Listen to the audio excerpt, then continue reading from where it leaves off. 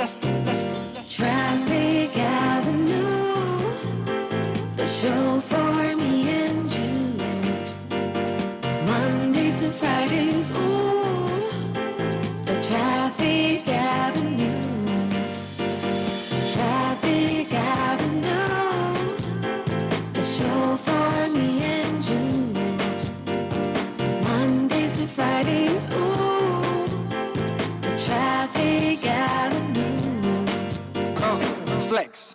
Buckle up and join the best. Let's see, relieve your stress. So yes, let the music soothe your soul and keep it going just to refresh. Buckle and enjoy the ride from 2 to the half of the 5. Mondays to Fridays, happening live. Where we gon' have a ball, you can text your guys. Let me tell you what you really gotta do. You can count on us, we come through. We got everything you need, that's true. Are you ready for the Traffic Avenue? Let me tell you what you really gotta do. You can count on us, we come through. We got everything you need, that's true. And applause for the Detailed news, unparalleled coverage. Citi News on 97.3 FM. Eyewitness News. Be there as it happens. Citi News.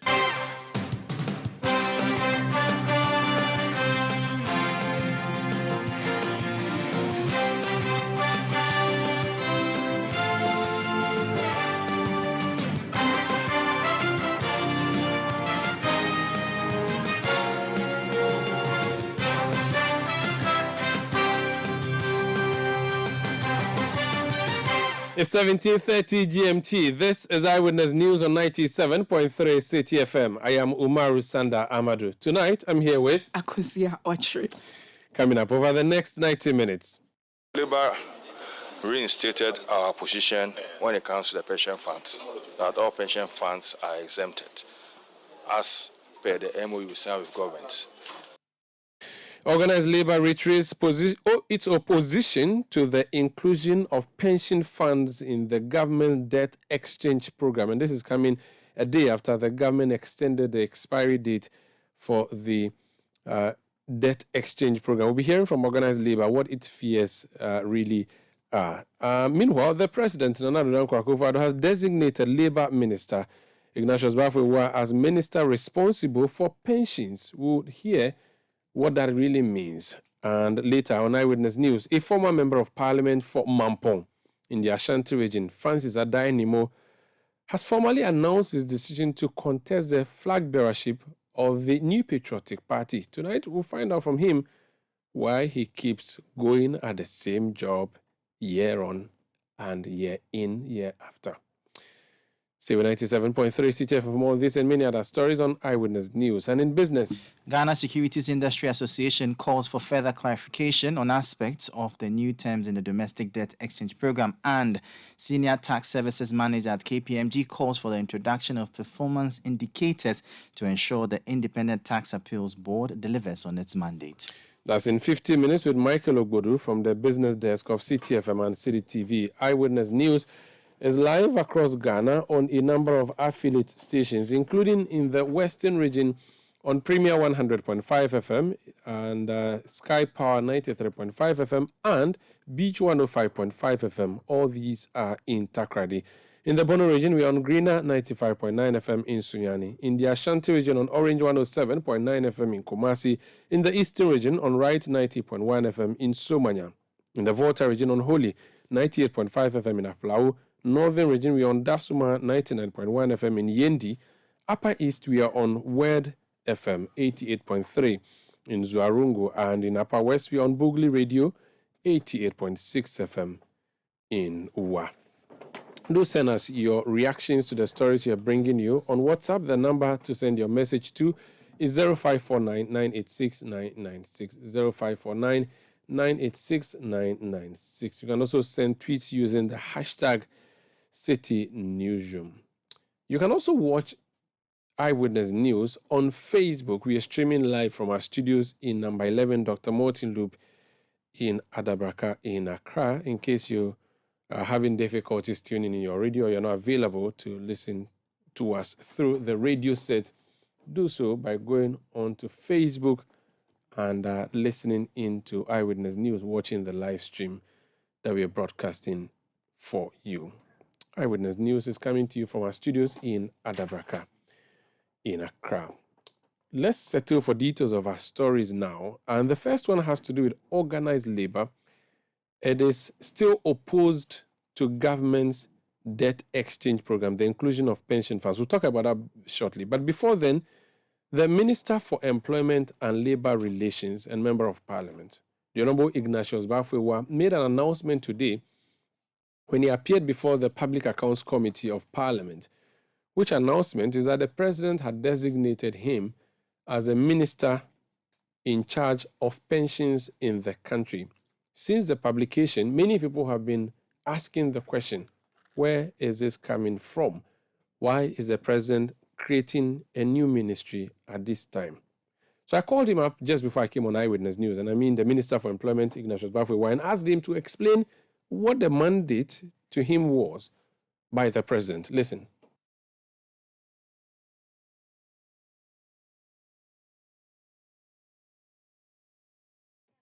All right, we'll be bringing your apologies. So we'll be bringing that voice to you, the soundbite of the Minister for Employment and Labor Relations. But we put a number of questions to him, including issues about labor agitation, the labor front, how he's dealing with that. We'll be hearing from him shortly. Plus, we'll also be hearing from organized labor on the challenges it has with the DDE. For instance, there's a statement that it has issued this afternoon talking about its opposition to DDE. There was actually even a press conference. So the statement issued on 1st February, that's today, said, following a meeting held at the TUC Hall on 1st February 2023 by organized labor, it was resolved that 1, per the agreement between Government of Ghana and organized labor signed on Thursday, 22nd December 2022, with the Finance Minister, Honorable Ken Oforiatta, and Honorable Ignatius Bafwewa, Minister for Employment and Labor Relations, executing same on behalf of the Government of Ghana, and Dr. Anthony Yauban, Secretary General of TUC, on behalf of organized labor.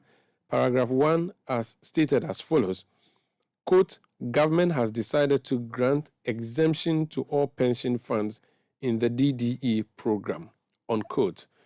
Organized labor hereby reiterates that this position is final as far as involvement of pensions funds in the DDEP is concerned.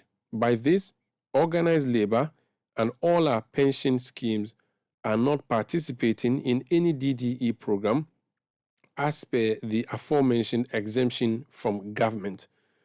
Any contrary communication or position is alien to us and should be dismissed by all well-meaning Ghanaians. Any attempt to go contrary to this agreement will be firstly resisted by organized labor.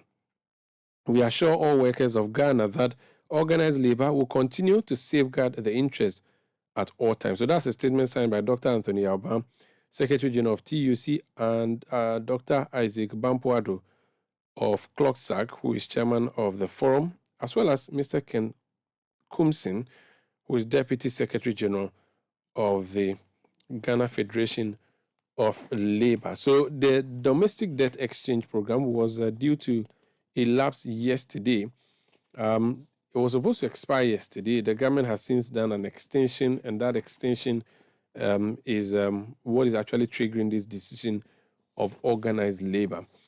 Now, before the DD expiry dates, there were lots of concerns raised. There are people who are asking for wider consultations and so on. There is even a view that there are challenges to the financial sector, the banking sector of Ghana, if this DDE continues. One such person who holds a view is a lawyer and member of parliament for Boko Central, Muhammad Yarga. He spoke on the Citi Breakfast Show today, and he said that the appropriate authorities ought to relook at the directive because it is legal. Now, what directive is he talking about? He's talking about a directive to banks that will be affected by the ongoing domestic debt exchange program to approach the Ghana Amalgamated Trust PLC for support. We read for you his letter to the Bank of Ghana governor yesterday.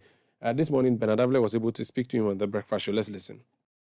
You say 15 billion or 50 billion, whatever, even if it's just 1 billion, from where? from which public source. We need to know that. And you can't just commit 15 billion or even 1 billion without coming to us in Parliament so that we know that this is where you are taking the money from. And then we authorize you to go ahead and take that money. And without coming to Parliament, without any indication, you've already shepherded them. Go to God. Go and sit and let God tell you how this is going to be structured. One, I say God itself is an illegal entity. I mean, it's not the kind of body that should be doing this. And secondly, you are not certain as to where the money is going to come from. And if the history is anything to go by, God gets its money from private sources. So once again, if the GATT model is what you're going to use, you are definitely in the end going to tell the banks that God is going to lend from somewhere in the financial market, come and invest in you, and later on sell the shares to those that will buy so that they can raise money to go and pay. And I'm saying that that is a strategy you are using to take over these banks. That's the Honorable Mahama Ayariga. He is Member of Parliament for Boko Central, speaking to us there about his own kettle of fish relating to the debt exchange program of government. And I've also read for you a statement by organized labor. Currently, we do know that the government has moved the deadline to 7th February, that's next Tuesday, for people to voluntarily sign on to the program. And it keeps insisting that the program is voluntary. People are not obligated to or are not going to be forced to be on the program, except the part where it said that there would be the bonds may not be tradable, and that many people have taken issue with. This is Eyewitness News on 97.3 Citi FM. We are coming to you from our studios in Adabraka in Accra. Let me now go on the phone lines and engage organized labor on its opposition to the government debt exchange program. Dr. Isaac Vampuardo is with the forum that is actually discussing this DDP on behalf of organized labor, and he's also with the Civil and Local Government Staff Association of Ghana, Clocksack. Doc, you're welcome to Eyewitness News. Yeah, thank you. Now, we noticed you called the media to say that you are reiterating your position and even reminding us of an agreement that was signed between your party, your side as one party, and the ministry or the government on the other. Is it the case that you have noticed an attempt by government to do a U-turn on an earlier agreement? That's why you had to sound the bells now? Yeah, because our attention has been drawn to an interview that I think Honorable John Kumar had with Joy FM, where he could not categorically state that pensions funds have been exempted. And we've had calls from our people, our members, really question us really what is happening. But our understanding is that pensions funds have been exempted from the debt exchange program currently going on. So we wanted to assure our members that the MOU that we signed with government still stands, and there's no doubt about it. And the government should fulfill its side of the agreement. But you have a pen or you have a signature from the Minister for Finance. That's powerful enough. Why are you bothered by other commentaries? If a minister is asked on a program on Joy FM and he could not categorically state what the Minister of Finance has signed, why wouldn't it bring doubts in the minds of our members? Because the question is then, are they negotiating in good faith? But if because the minister should have told, maybe clear, yes, pension funds are exempted. But I just listened to the clip. He was, like himself, was in doubt whether pension funds are part or not. And that has brought doubts to the MOU that we signed. And we have to make things clear. And we assure our members, well, should anything change, we're going to resist it. Okay, but if you have had an agreement with the minister and this is just a radio interview, clearly it's not just a radio interview. You are speaking to the whole world. I know, but I'm just saying that... we should also let the whole world know that, per our understanding, the MOU is intact. Is there anything wrong with that? No, so I'm just saying that I'm sure you're not thinking that the radio interview would override the agreement that you said. It's not a matter of the radio interview overriding what MOU was signed, but this an honorable deputy minister at finance making this statement. We don't sit down aloof and just look on and assume that all is well. We must reassure our members that to the best of our knowledge, the exemption still stands. So this is just a warning you are giving to the. It's not a warning. We are reassuring our members and then letting government know that go by the MOU. Either than that, we resist whatever you bring to us. Have you, though, been able to speak to the minister himself or the deputy minister since you had this interview of his? Has he given you any? This information came to our notice this afternoon. We are yet to have an interaction with the minister to really know what is happening at Minister of Finance. Because if an MOU has been signed by Minister of Finance, all of them should be speaking with one voice. That's fair enough. So we want to know what is happening there. Okay. It appears you are very keen on the issues of pension funds, but the individual funds that the government is targeting, that would also affect your members. Why is organized labor fixated only on the pension funds? Why not worried about the other issues? No. If you care to know, we've also had issues with the individual bondholders. That's why government is not categorically stating that if you go to maturity, you don't have a problem for individual bondholders. So we insisted. And if you look at the MOU that we signed, we said all pensions. It's not only pensions under the regulation of MPI. We said all pensions. It even includes our members who are on pension. So we carry them along. Now, the latest information that the government released yesterday, does that satisfy you? The explanation that has been given, to be honest with you, I have not seen that. I'm not privy to that information. Okay, that's fine. Let's leave it here. That's fine. Thank you so much for speaking to us. It's a pleasure. That's Dr. Isaac Vampuardo. He's with the CLOCSAC and also chairman of the forum that is negotiating with the government on this issue of pension funds. They said they already had an agreement with the Minister of Finance, which agreement has been signed, that their pension funds should not be touched. And listening to what they say was an interview granted to Joy FM by Dr. John Kuma, Deputy Minister of Finance. He apparently had said something to the contrary, or he was uncertain. We've tried to hear from John Kuma since this information came up. He's not been available to explain to us what the position, whether the government has done a U-turn on this issue of pensions, which we are told was signed as an agreement between the parties, or it was an issue of he being misrepresented or misquoted, or he was going to allay the fears of organized labor. He's not been responding to our phone requests or phone calls for an interview.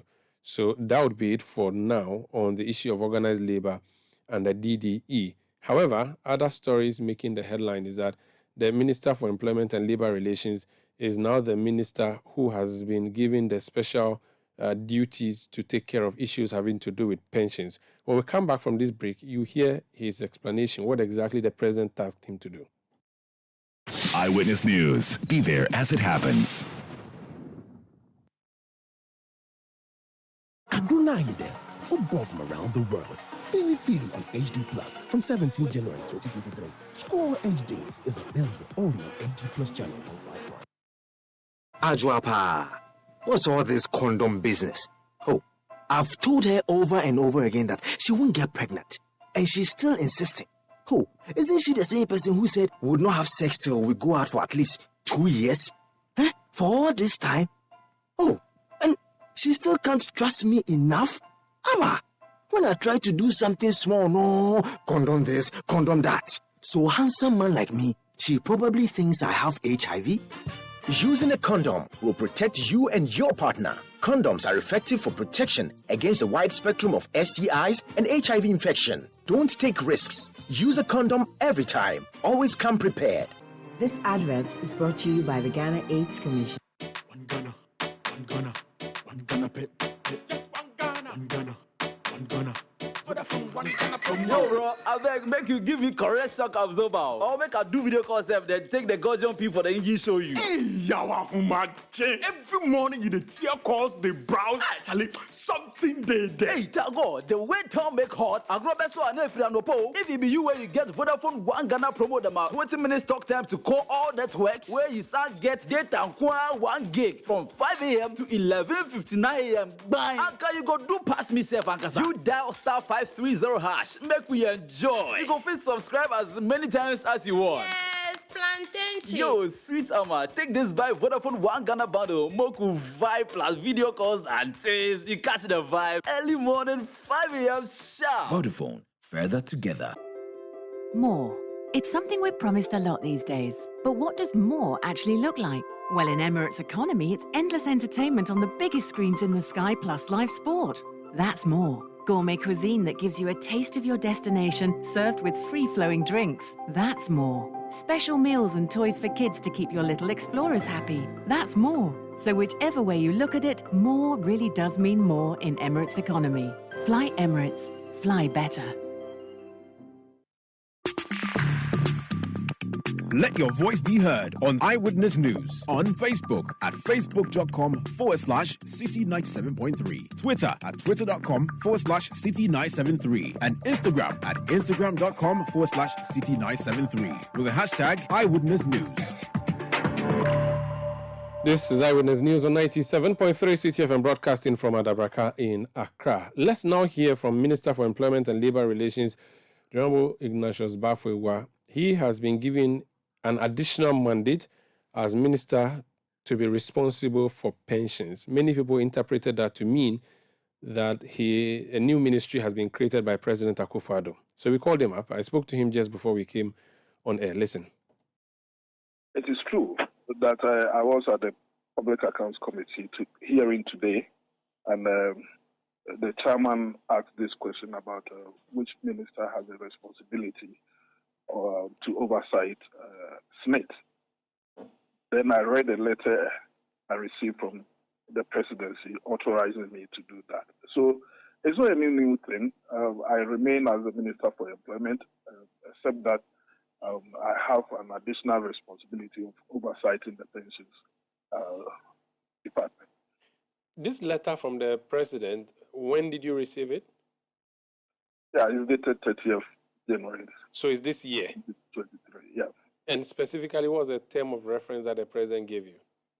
Yes, the term of reference is just simple. As I indicated, I have a responsibility to oversight the activities of the pension industry, specifically to oversight SNIT and National Pensions Regulatory Authority. Please educate me. The understanding is that as Minister for Employment and Labour Relations, pensions fall under that, no? Yes, the law says that the president has to designate a specific minister for pensions. So that's exactly what he's done. Even though, yes, to a greater extent, I was playing that particular role, but I had not officially been designated as the minister responsible. So it's been made more official. But has it always been the case that there should be a minister designated for pensions, or this is a new creation of the law? And when was the law passed? No. Hitherto, it had actually, to be very honest, torn between the Ministry of Finance and the Ministry of Employment and Labour Relations. Okay, so there's a new law that demands specifically that... It's not a new law. It's a law that has been in operation since the new Pensions Act, Act 766.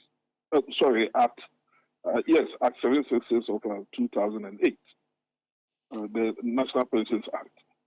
So specifically, what would you be doing to SNIT or with SNIT? And what would you be doing with the National Pensions Regulatory Authority and specifically... I would see them as one of my agencies. Of course, you do know that as a sector, there are so many public institutions which comes under us. And it will be one of those that comes under us. We will be responsible for policy direction so far as those two institutions are concerned. and then we also provide oversight of the activities. I see. So does it mean you are now going to be called Minister for Employment, Labor Relations, and Pensions? Is that going to be part of your portfolio? I'm not aware of that. I know that I'm the Minister for Employment and Labor Relations. Does it mean that Of course, as Minister for Employment and Labor Relations, there are so many institutions or agencies that comes under me, but I'm not called by their names. For instance, MDPI comes under my ministry. Factories Inspectorate Division comes under my ministry, but I'm not called the Minister of Factory Inspection. Okay, no. So this is new because of the publication that we got and the information from. Well, I'm surprised at the level of publications because it was just to clear a point to the Public Account Committee that yes. When SNIT is coming before you, when NPRA is coming before you, this is the minister that will be responsible for the activities.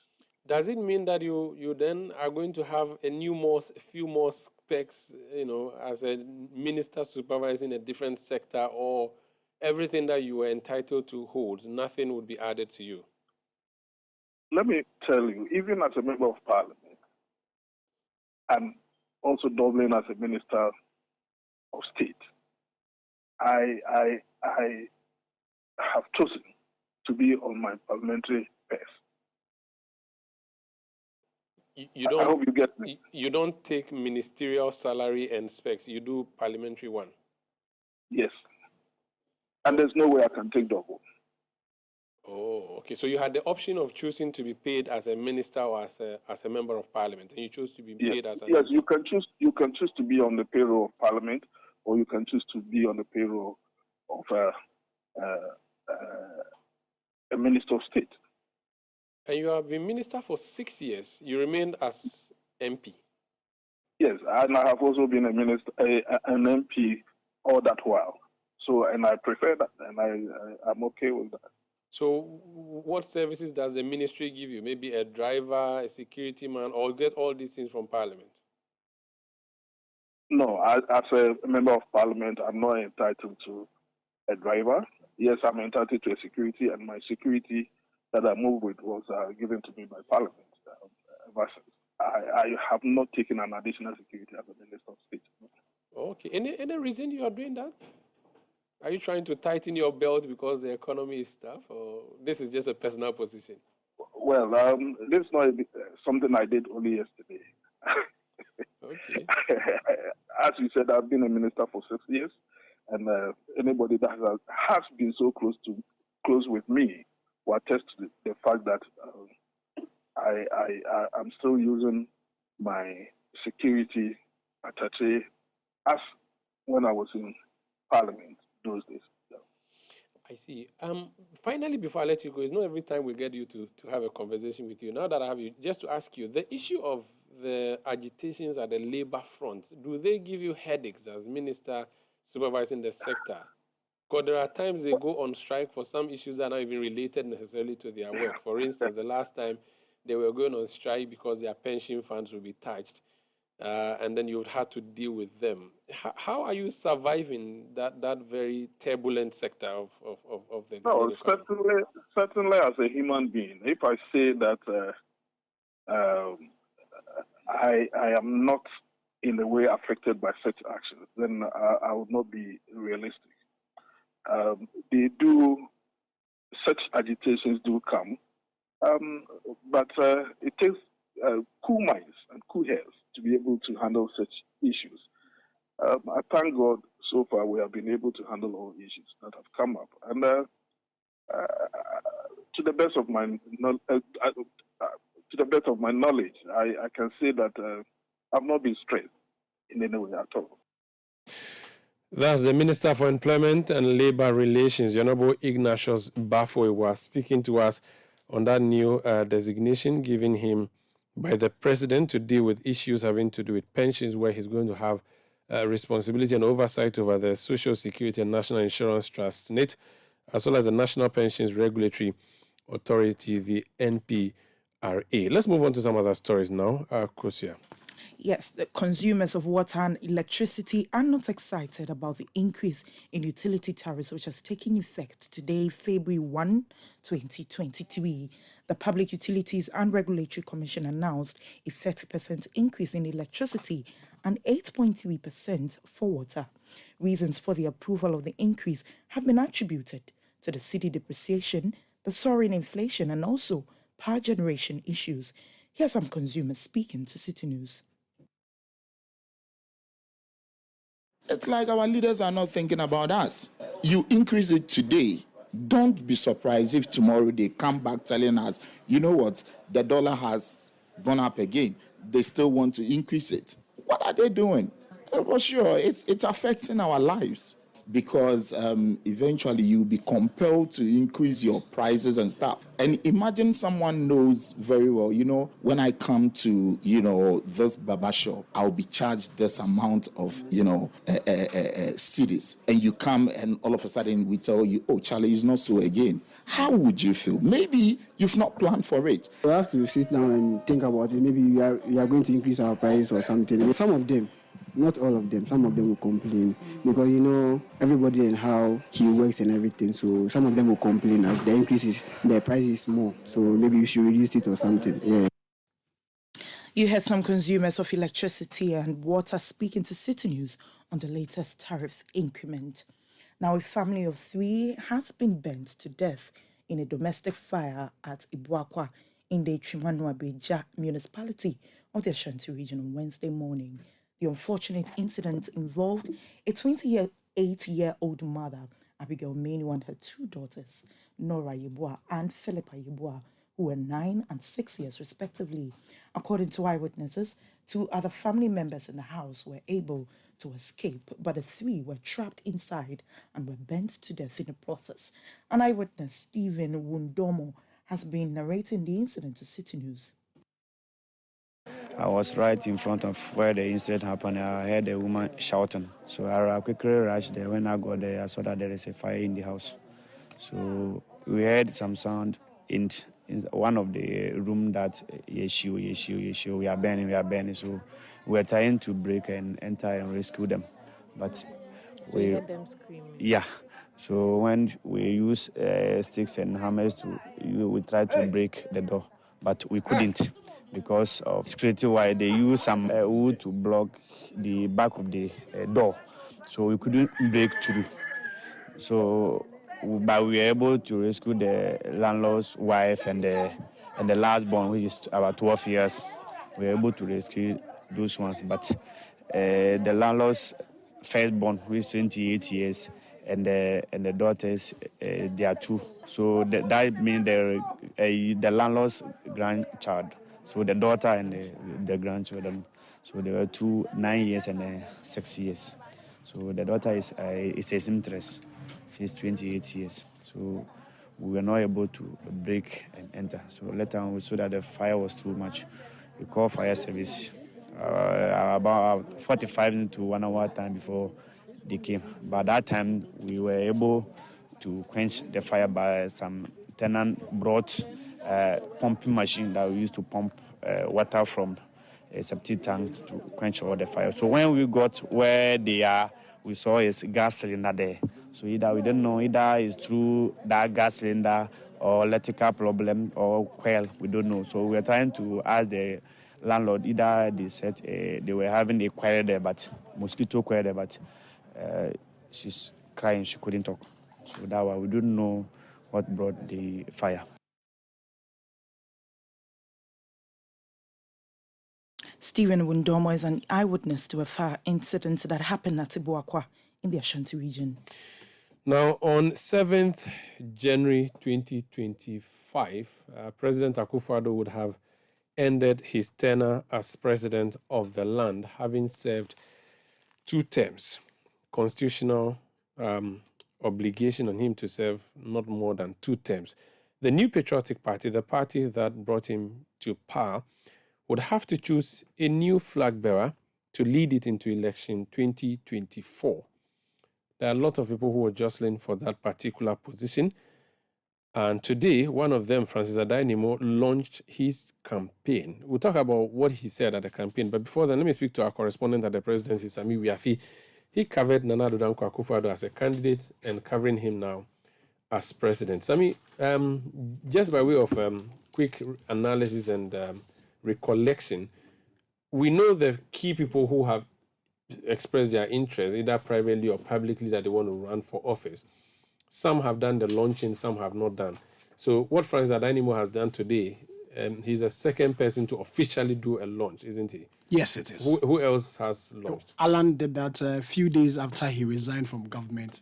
He held a nationwide broadcast officially announcing his bid to lead the MPP when the party opens nomination. So that's Alan Kwadwo Chamanti, Minister former for Trade. Yes. He was Minister under John Kufuor, and then became the same Minister of Trade under Nana Akufo-Addo. Currently, he's in the Ashanti region.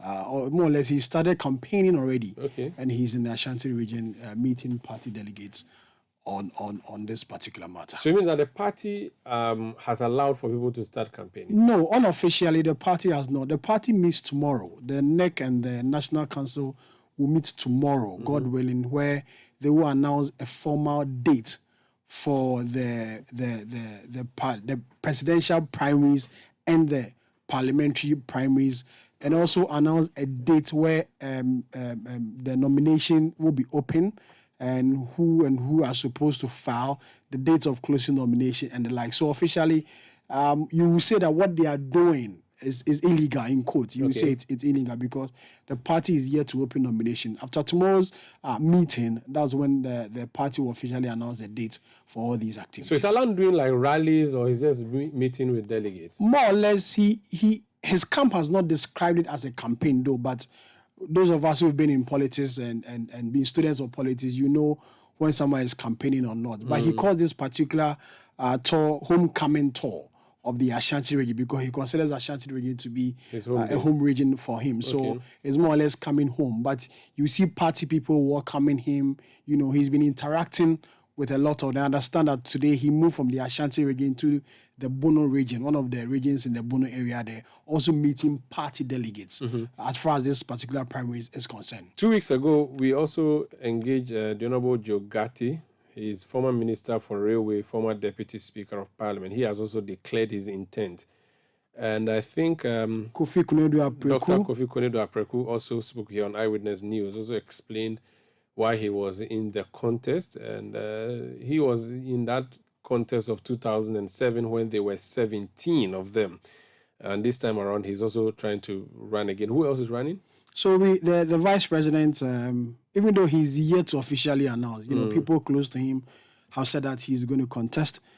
Kennedy Japan, the member of parliament for the Asin Central constituency, as officially or unofficially, but then we see his billboards across the country made that intention known. The former agric minister who resigned recently is in there. Kwabena J. Japan, former general secretary of the MPP, is in there. You also have Boakye Jako, the former Minister of Energy, also declaring that indeed when the party opens nomination, he is going to run. You mentioned Joe Gatti.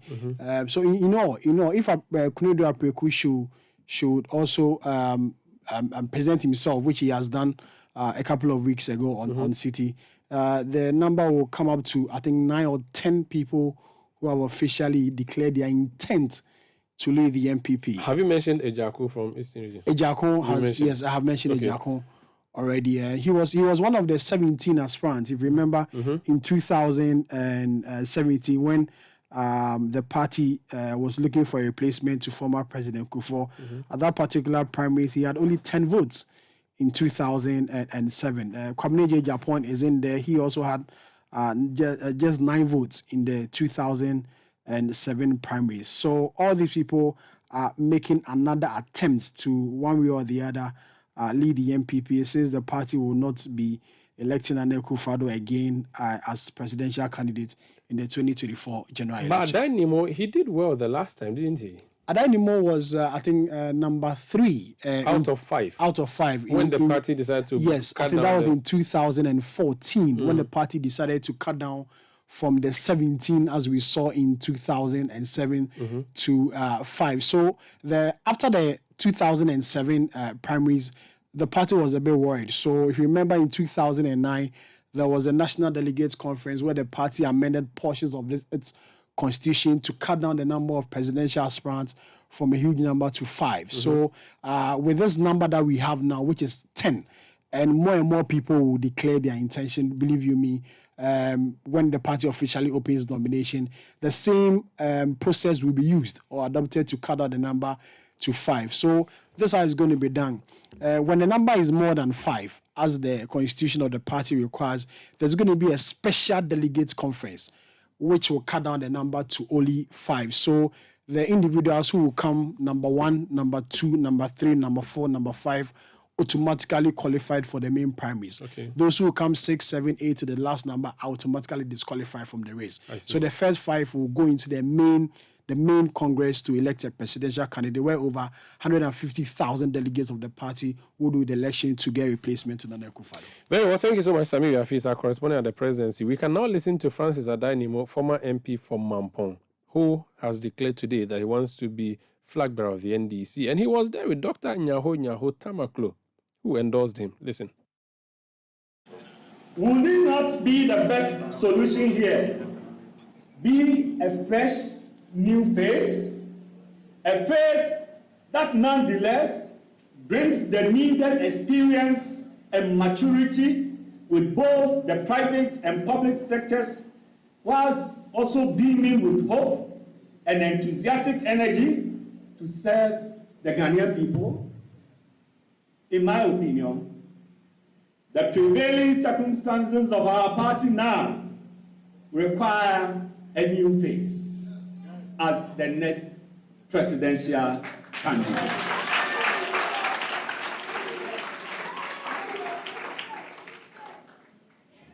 And I say the new face to win the 2023 NPP flag bearer contest.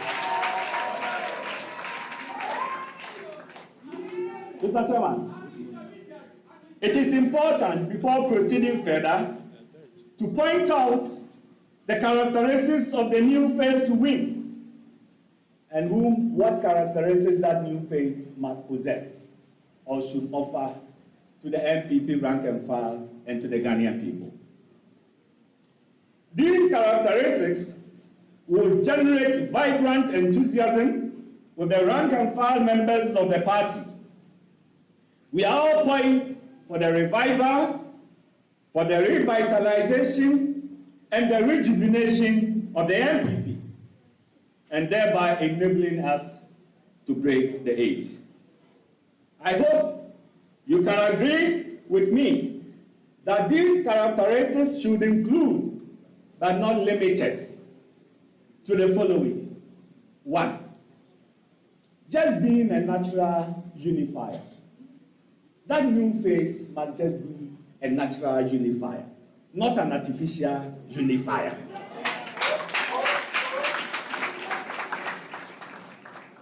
The second characteristic, that new face must have an unblemished character and a history of service. You need to have an unblemished character so that people can testify about you, people can witness about you. And so you need that outstanding character for people to know, and then they can testify. And then the third characteristic is that the new face brings the new energy and the fresh appeal to successfully harness the challenging times and opportunities ahead. Mr. Chairman, a fractured party or a fractured NPP cannot win in 2024. It is therefore critical for all members to choose a candidate who is an unrelentless unifier, a leader who is not trapped in any factional exchanges. It is indeed disheartening to know that certain factions have been emerging for some time now in our party, and I am not afraid to say this loud and clear, that those factions have become, over time, an entrenched phenomenon that frankly has no place in our party. Simply put, such factions can only cause a devastating erosion of our relevance in the eyes of electors, who may seek solutions elsewhere. These factions, stemming essentially from a herd mentality, are reprehensible and ought to be discouraged if we seek to be appealing once again to Ghanaians. It is therefore fundamental, to put it mildly, to dissipate all attempts that spark baseless factional fires ahead of 2024. This, in my view, must be addressed and resolved as a priority. Unifying our members with an appealing program will ensure that each contribution under the flag is welcomed and celebrated. I am humbled that my esteemed team has assessed my qualifications and motivations using these three criteria, and driven by my personal conviction and confident that my values and my professional background can be useful in shaping the necessary initiatives that will significantly improve our country, and coupled with the clarion call I have been receiving over these last years from our party members, rank and file, and from the wide consultations and sound advice from the elders of the party, I, Addai, I have thereby decided, and I am hereby officially announcing my candidacy to be elected as the next flag bearer of the new patriotic party in the intended election. So that's Francis Addai. He was MP for Mampo in the Ashanti region, now wanting again to be flag bearer of the NPP, as tried in the past did not succeed. He wants to do so this time around. This is Eyewitness News on 97.3 Citi FM. Let's move on to some other stories, but that will be after this quick break. Eyewitness News. Be there as it happens. Oh, Jack, now, where are you in a hurry to? Charlie, I'm going to Imperial to do my car insurance. What's happening there? Because Info and Yaba also told me they're going there this morning for their car insurance. Masa, you haven't heard. Now, the Imperial is the name in insurance in Ghana here. Really? Sure. Imperial General is saying, come insure your vehicle with them at any of their branches or agents or even online from now till the end of March 2023 and get yourself handsome rewards, fuel coupons, special souvenirs, gift vouchers, and many more. And here's the catch. During this reward period, you will also get a free 1-year life insurance cover in addition to your motor insurance cover. What the wow! So does it include with the taxi drivers and the e-taxis? Hey, everybody qualifies. So just come insure your car and you are done. Call 0302 788 955 for further details. T's and C's apply. Imperial General Assurance. Solid protection. Football from around the world. Feely on HD Plus from 17 January 2023. Score HD is available only on HD Plus channel on 51. Let your voice be heard on Eyewitness News on Facebook at facebook.com/Citi97.3, Twitter at twitter.com/Citi973, and Instagram at instagram.com/Citi973 with the hashtag Eyewitness News. You all come back. Let's do some more stories. The Forestry Commission and the Chibi Divisional Police Command have begun investigations into Monday's incident where some unidentified persons invaded the Sejimase part of the Etiwa Forest Reserve to engage in illegal mining. The Forestry Commission was notified and moved in to immediately demobilize some excavators being used by the illegal miners at the site. The miners took to their heels before the arrival of the team. Speaking to Citi News on the development, the Deputy Eastern Regional Forestry Manager, Emmanuel Owusu, reiterated the Commission's quest to protect the environment. And the Forestry Commission took a decisive action to immobilize some of the equipment that were being used in the commission of the said offense. As it stands now, the investigation is underway. The matter has been reported at the Chebi Police Command, and Forestry Commission, together with the police, is undertaking a vigorous investigation to apprehend whoever might have been involved. As yet, we are yet to come up with any suspect. Over the past few years, Atiwa has been under threat by illegal mining and other forest infraction. But the Commission is resolved to stamp out these activities. We are currently putting together our report, and in due course, we will come up with a call on the public to assist us in dealing with these infractions. Deputy Eastern Regional Forestry Manager Umaru. Finally, the Member of Parliament for Boku Central, Mahama Yariga, has condemned the involvement of some officers of the Ghana Armed Forces in the death of 7 people in Boku. Mahama Yariga, in a statement, said there were gunshots last night in the Boku township, and as part of efforts to bring the situation under control, the military chased everyone they saw within the area. In the process of dispersing the people, 6 civilians were shot. He says the 7th person, a young boy who was fleeing from the scene, hid behind some shrubs which caught fire and set him ablaze. The MP in the statement is calling on government to immediately investigate and bring to book the perpetrators of the said killings. He has also called on everyone to work towards peace as they try to resolve the matter. A senior pastor with the Seventh-day Adventist Church and 3 others have reportedly died in an accident at Achiana within the Ejisu municipality of the Ashanti region. This incident is reported to have occurred yesterday around midday. According to eyewitnesses, the 4 deceased persons were occupants in a private Mercedes-Benz with a tipper truck rammed into. The bodies have since been conveyed to the morgue, and investigations have commenced into the incident.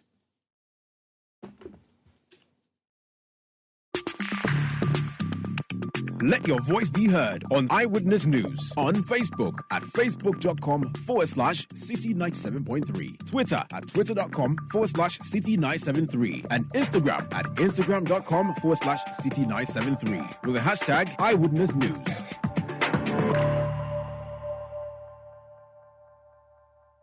Get the details. Every significant financial transaction, every market movement, and all the policies that affect your business. Citi Business News. Be informed. Time now for Citi Business News on Eyewitness News, powered by citibusinessnews.com. My name is Michael Obudu. Let's settle for the details now. Senior Tax Manager Services at auditing firm KPMG Gordon Dade is calling for the introduction of performance indicator to ensure the Independent Tax Appeals Board delivers on its mandate. The establishment of the board forms part of government's initiative to enhance revenue administrations and mobilization, which will provide an alternative tax dispute mechanism in the country. Speaking to Citi Business News, Mr. Dade stated that putting a system in place to measure the board's output would ensure results. We believe the appeals board is a novel idea. It's something that if the country or the GRA works well with them, it's going to help us to really bring some sanity in the system that we have now, to get them to work to the level that we want them to get to. We believe that they should have the independence to operate, they should have the resources, and even most importantly, they should be given targets or KPIs.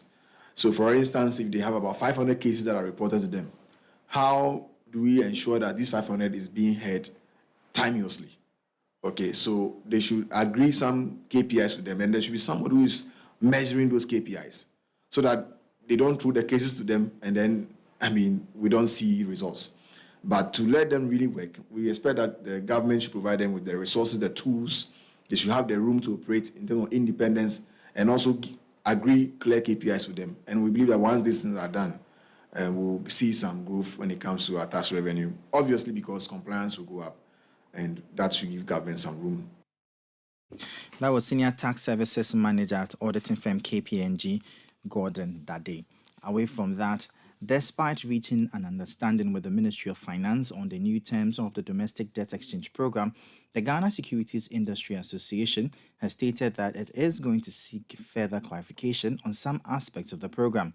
Government on Tuesday extended the deadline for the domestic debt exchange program to February 7, 2023 with new terms. This, according to the association, will bring about some administrative lapses to some fund managers and collective investment schemes. In an interview with Citi Business News, president of the association, Winston Nelson Jr., said it is expecting the ministry to throw more light on its revised and final exchange memorandum that will be released on February 2, 2023. When the release came out, these questions came to our association from our members, and we have reached out to the ministry to clarify. I agree with you that administratively it will be a challenge to try and be applying both, because the bonds are held in the name of the fund. So it is a fair point, but we have reached out to the Ministry of Finance to clarify that between these two options they have given, where exactly was their intention of where collective investment schemes fall. You should note that the pensions, even though they are the retirees, even though they are individual bond holders, for one reason or the other, I think they just try to treat them separately, like take them out of the individual bond holders and treat them in a much different way. So I think by the time on Thursday, when the memorandum comes out, this question should be answered clearly. You have to recognize that the individual, for a collective investment, there's a fund manager who really just generally makes the decisions for the fund. And the fund manager has a board who also seconds or authorizes decisions to be made for the fund. Look, trying to segregate and take this one out and put this one back is just going to be an administrative nightmare. Winston Nelson Jr. is the president of the Ghana Securities Industries Association. Meanwhile, an economist, Professor Peter Quartey, has noted that the 10% coupon rate the government is offering bondholders for their inclusion in the domestic debt exchange program is a fair deal. The government is racing against time to reach an agreement with the investors to agree to sign an IMF program. It is also expecting to have a minimum of 80% of its domestic bondholders to sign on to the DDEP in order for it to make a case to access the IMF loan. Speaking to Citi Business News, Professor Peter Quartey says it is important that government speedily reaches a consensus with the bondholders. This kind of dialogue and consensus building is what I expected initially. So I'm happy to see that we've made a lot of progress, government offering something better. And I encourage the bondholders to also concede in certain areas, and so we come to the consensus. Because if we see burden sharing and you're offering zero coupon rate, I don't think that is burden sharing. But with this new coupon rate, 10% coupon rate for those below 59 years and 15% for retirees is put over a 5-year period. The good thing is that when we sign on to this and we get onto an IMF program, these bonds will be traded up. If you stick to the old bond, government has said it's voluntary. So if it matures, you will get your money. But what if midstream you want to trade this bond? You will get very little or no money at all if you want to trade. So there is risk in holding on to the old bonds, and I encourage the bondholders to reconsider and agree with government on the way forward. Professor Peter Quartey is an economist. Now, the National Information Technology Agency, NITA, has assured of streamlining the digital trading space as it continues to advance registration of ICT-related business operations. The state agency explains that it is committed to its digital economy policy to ensure that both public and private organizations render services that meet the changing demand of Ghanaians. Speaking at the media launch of the Tech Job Fair 2023, the head of corporate affairs of the National Information Technology Agency, Imanu, further urged stakeholders within the ICT space to retrain and train to remain competitive. As part of our regulations, we actually have, some activities that we're embarking on, which is making sure we establish standards. Standards here means that we need to have some standards by which all IT professionals must abide with. And so it's not only professionals, we're also looking at IT businesses as well. We're looking at any IT within the ICT space. And we're also doing registration. We want to know what kind of the caliber of IT people we have. And NITA wants to give them some level of validation. We believe that if we get to know what they do, and then we have them on all registered, that is what the law tells us, that we need to have them. It is easier for them to get government businesses, government jobs, because it is getting to a time when people if you go to bid for any job anywhere, a special ICT job, it's one of the requirements will be that have you been to NITA, has NITA cleared you as someone who is eligible to be doing that IT business. Yes, so government businesses, people who are, so as also part of it, we're also doing monitoring. Monitoring is just to ensure that people are complying. Emmanuel Fiagbenu is the head of corporate affairs of the National Information Technology Agency. In her remarks, a team lead of the Institute of ICT Professionals Ghana, Juliana Ametogo, called on key stakeholders to leverage modern technology to close the unemployment gap that exists in the country. Now, during the COVID-19 era, when the demand for technology was really high and peak, it meant that we needed a lot of skills in the sector to actually deliver the jobs and get the jobs done. So this taught us in IPGH and our partner Afos Foundation that there is a very huge tech gap. There is a huge gap for the required and necessary skills needed to deliver the technologies that our people need. And that is why we bring the Tech Job Fair. Tech Job Fair is an annual event that brings together industry players, educators, students, government and job seekers to explore the IT job roles.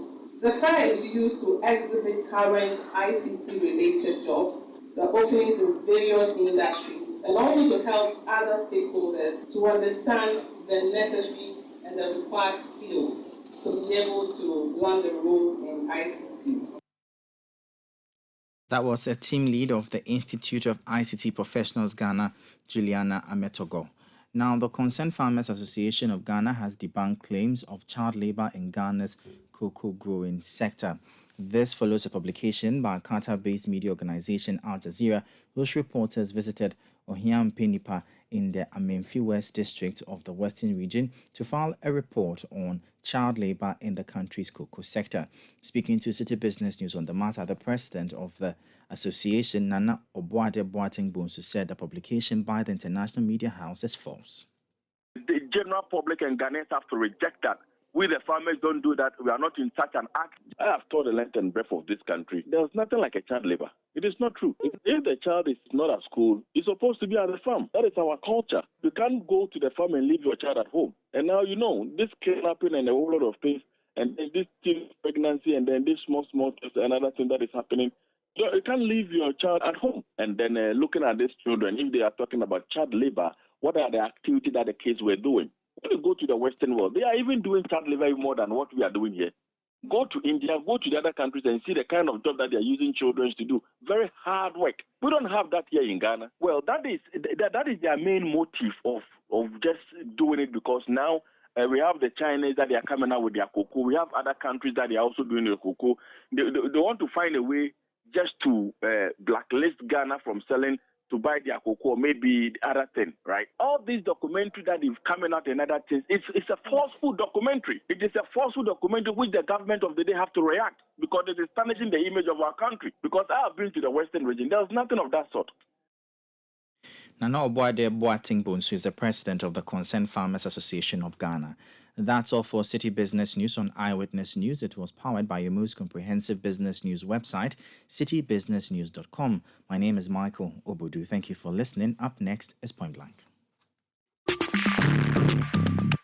Let your voice be heard on Eyewitness News on Facebook at facebook.com/Citi97.3, Twitter at twitter.com/Citi973, and Instagram at instagram.com/Citi973 with the hashtag Eyewitness News. You Papa see that? And it's rickety car. Hey, Papa! Bobo, so how your engine now? It is half man, half amazing. Thanks to Cause and you can feel better energy. Can't touch this. Actually, guys, so Sancho's engine just died like that? Yes, so somebody managed to convince him that there is a better engine oil than Quartz, and he switched. Sancho Panza. Now, which engine oil can be better than Quartz? No other, my guy. Quartz with its age-resistant technology, it keeps your engine younger for longer.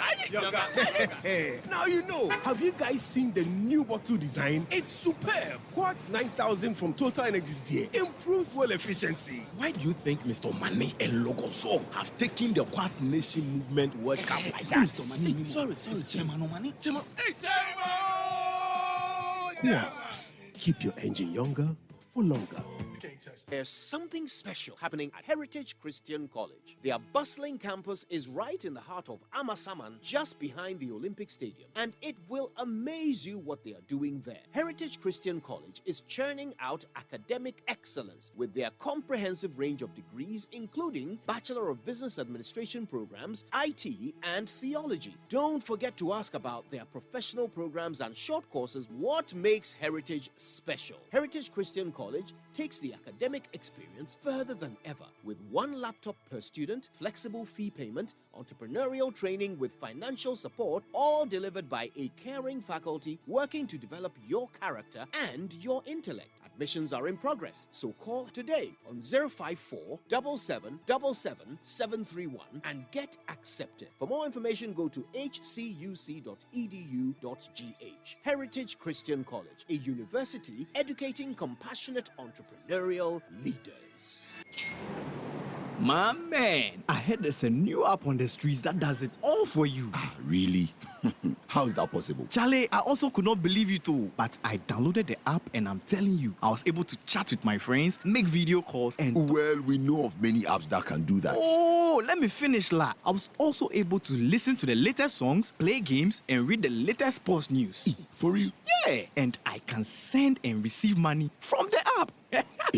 Amazing, no? What's the name of this app? It's called Ayoba. Ayoba? Yeah, Ayoba. Get Ayoba, your all-in-one app that lets you chat, call, share, play, pay, and listen to music all in one app for everyone. Enjoy Ayoba with MTN and download the Ayoba app today, everywhere you go.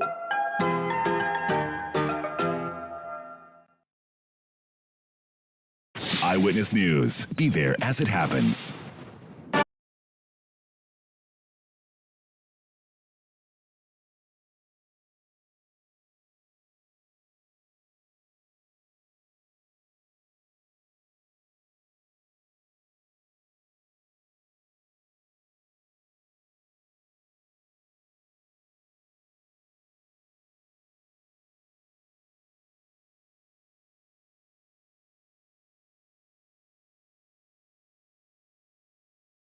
Sanda, Amadu. Tonight on Point Blank, the National Democratic Congress, NDC, is calling on the Public Accounts Committee of Parliament to expedite plans geared towards the hearing of how government spent COVID-19 funds. According to the party, the NPP government has greatly misused the funds. And this coming after the Auditor General's report that government received 21 billion cedis to fight COVID-19, but only 11 billion cedis was used directly in the fight. The National Communications Officer of the NDC, Sami Jimvi, addressed the media today. The crux of the case against Honorable Ato Forsen is that he was allegedly involved in the issuance of letters of credit for the supply of some ambulances in the past, which ambulances were actually supplied and delivered, only to be abandoned by the Akosua government. In the instant case involving Kweku Agyeman, it remains to be seen whether the said 26 ambulances will arrive in Ghana at all. The future, they say, is pregnant. Still on various losses occasioned the Ghanaian taxpayer, the Auditor General's report uncovers how medical equipment valued at $110,088 and 27,895 cedis were issued to a private hospital in Medina, which did not serve as a COVID-19 isolation center and did not receive any COVID-19 patients. This is a clear case of misappropriation of COVID-19 resources and highlights how COVID-19 funds and resources, equipment, were shared wantonly like granules to cronies of the Akosua government instead of being used to protect lives.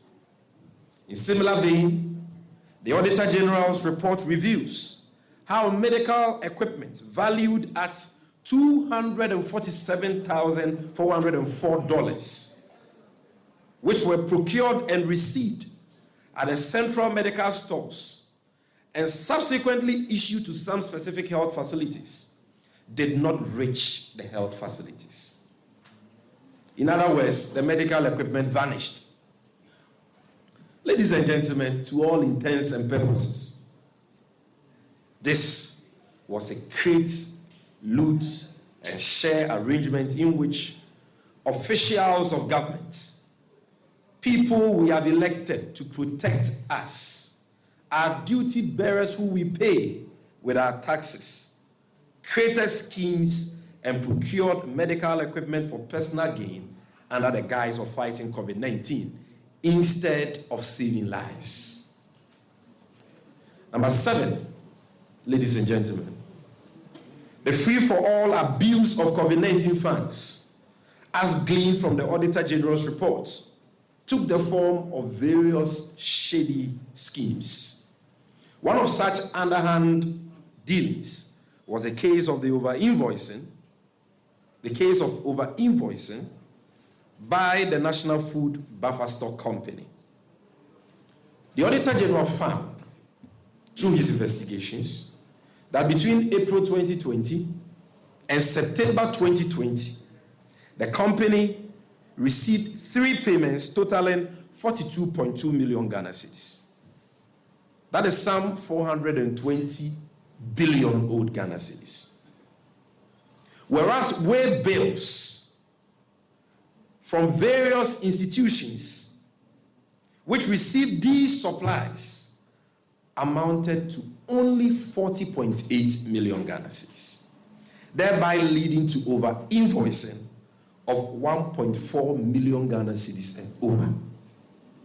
Regrettably, instead of exercising its power to surcharge and disallow those responsible, the Auditor General feebly prefers to, as it were, recommend to the CEO of the National Food Buffer Stock Company to refund the excess money.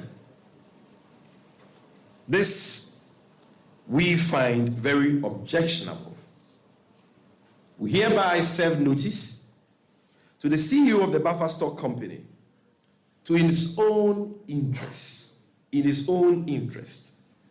refund the said funds immediately or consider himself a candidate for prosecution when power changes hands.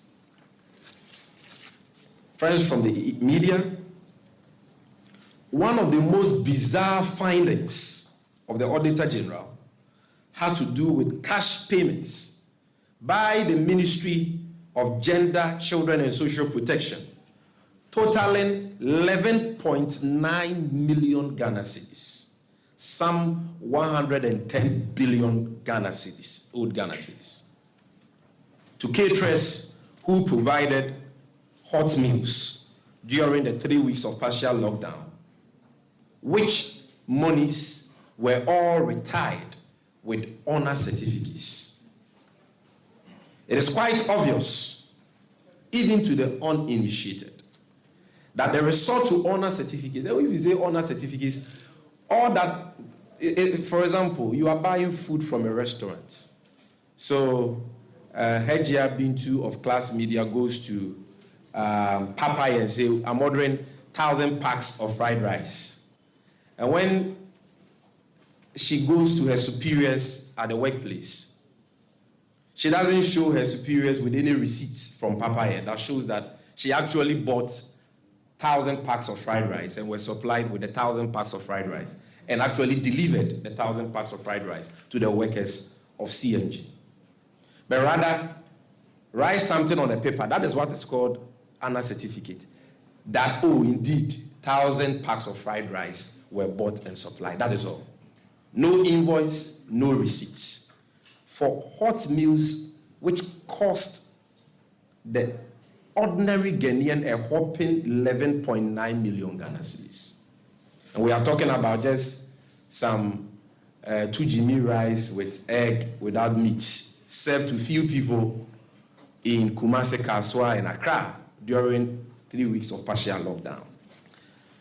Ladies and gentlemen, it is quite obvious, even to the uninitiated, that the resort to honor certificates instead of hard evidence in the form of invoices and receipts to support these claims and payments was a well-calculated scheme to whitewash and cover up the inflated expenditure on hot meals by the Akosua government, and has in fact deprived the nation of value for money in the said transactions.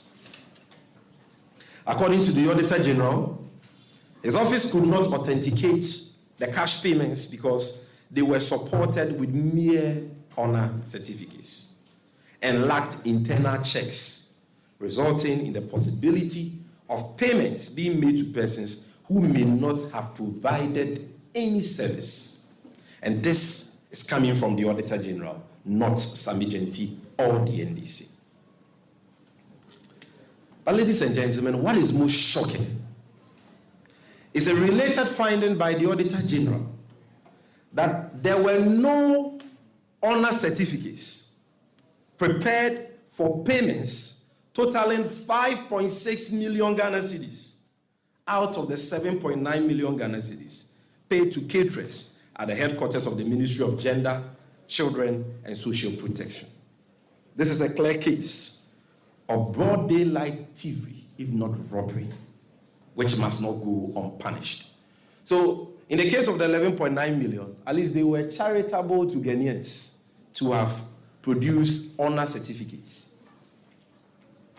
But in the case of this 5.6 million, which is equivalent to some 56 billion old Ghana cedis, there were no receipts, no invoices, no honor certificates. So they just claimed that they spent 56 billion on hot meals with no evidence to substantiate that. So you ask yourself, if these monies belong to President Akosua or his wife, is this how he would have expended it? You were giving money to fight a pandemic which at the time was killing many, and in fact killed many. And this is how you chose to abuse these funds, only to turn around and blame the same pandemic for our economic woes. Judge for yourself if these people deserve to be at the helm of affairs of our country. Friends from the media, it has also emerged that at the height of the pandemic, when frontline health workers complained about the lack of adequate PPIs, with some even losing their lives, senior management and supporting staff of the Ministry of Information were busy paying themselves a total amount of 151,000 Ghana cedis as COVID-19 risk allowance without approval. One may ask, what risk did Kojo Oponkroma and these staff of the Ministry of Information face to warrant the sharing of such colossal amount of money among themselves as risk allowance? You here, media men, you attended many Meet the Press series organized by Kojo Oponkroma in the Ministry of Information. When you went there, were you tested for COVID? Or were you treated for COVID? To have warranted the payment of COVID risk allowances to Kojo Oponkroma and his staff. What is even more bizarre is the finding of the Auditor General that allowances totaling 811,800 Ghana cedis were paid. That is some 8.1 billion cedis were paid to staff of the Information Ministry without adequate supporting documents.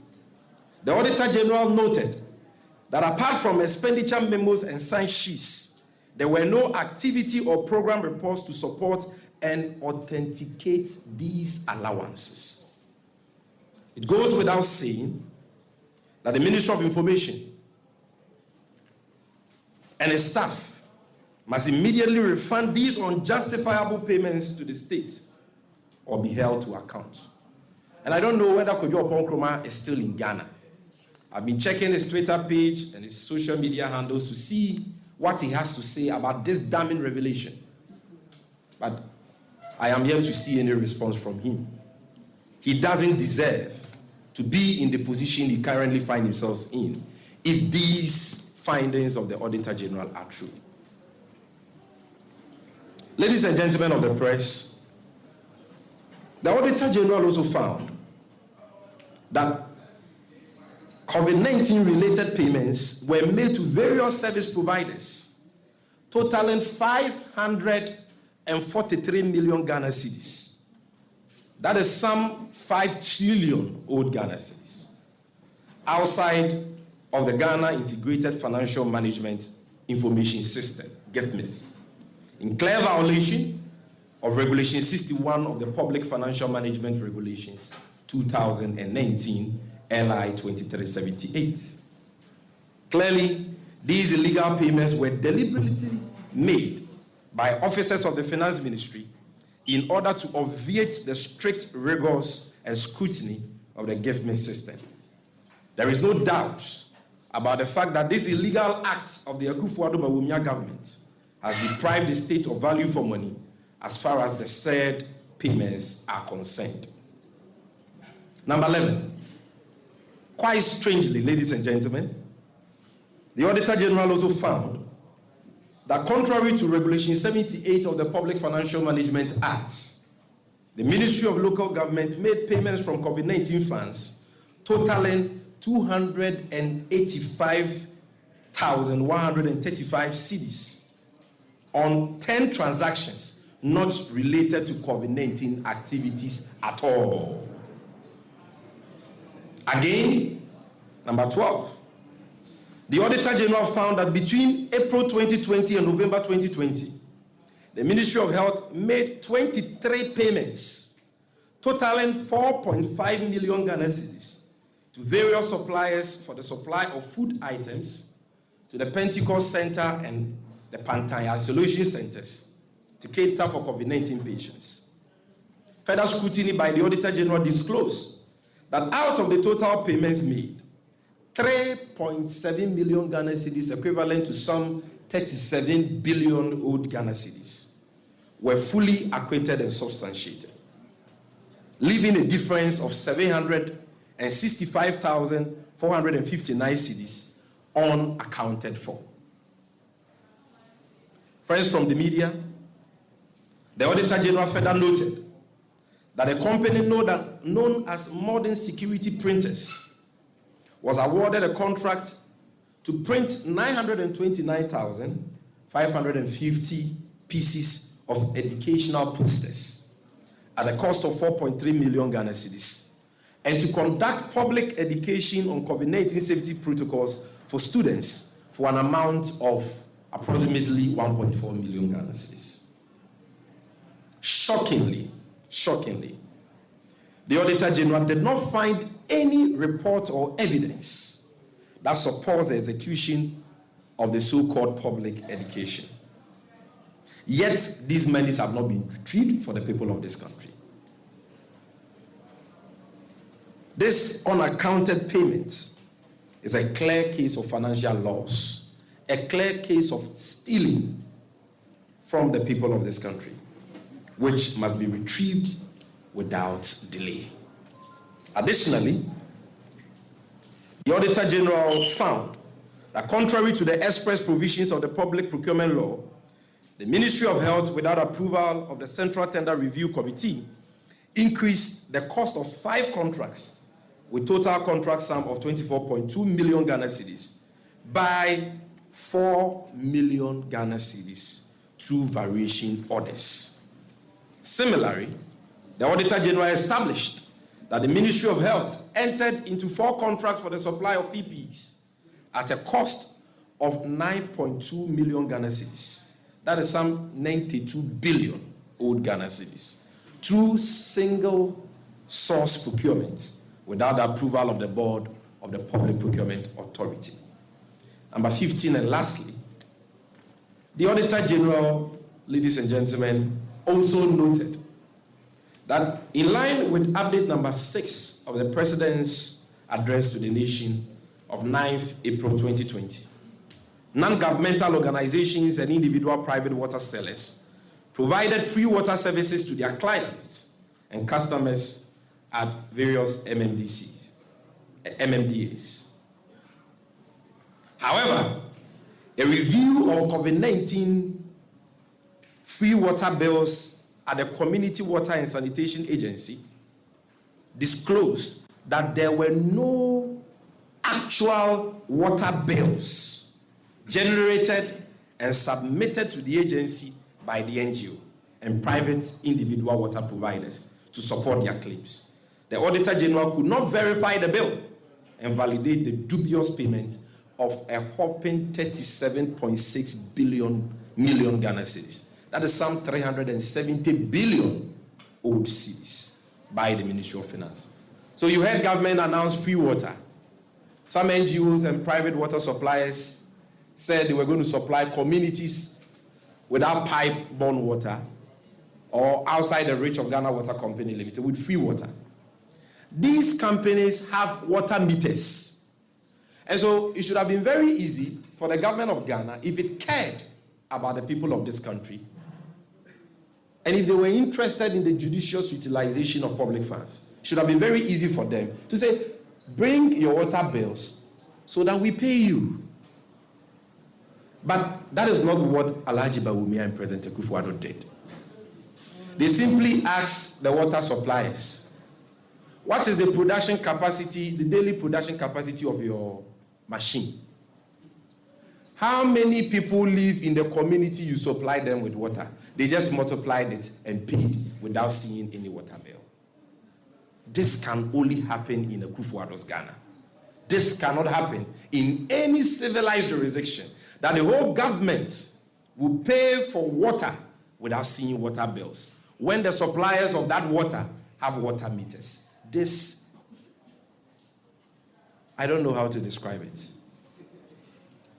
But this is a tragedy of monumental proportions.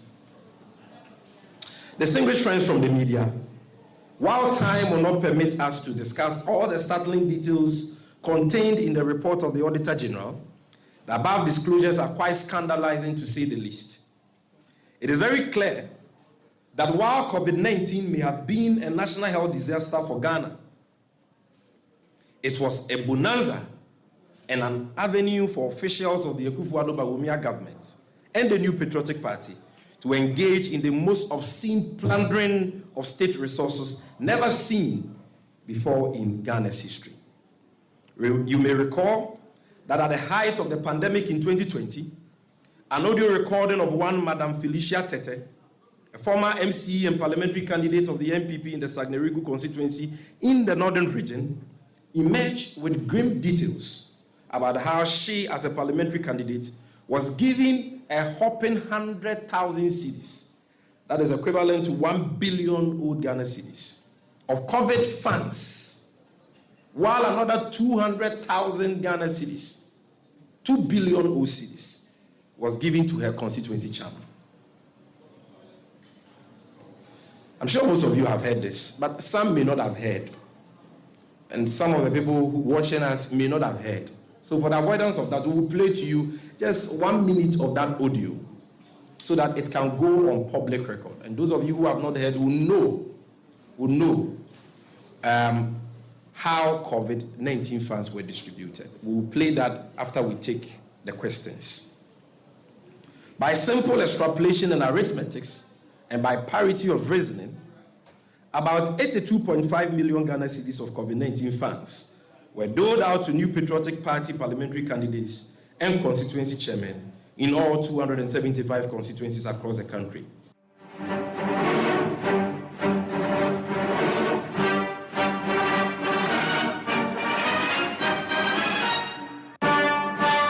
So we're listening there to Sami Jemfi's National Communications Officer of the NDC, and he was addressing the press on COVID-19 funds and how they were expended and asking for the Public Accounts Committee of Parliament to take action.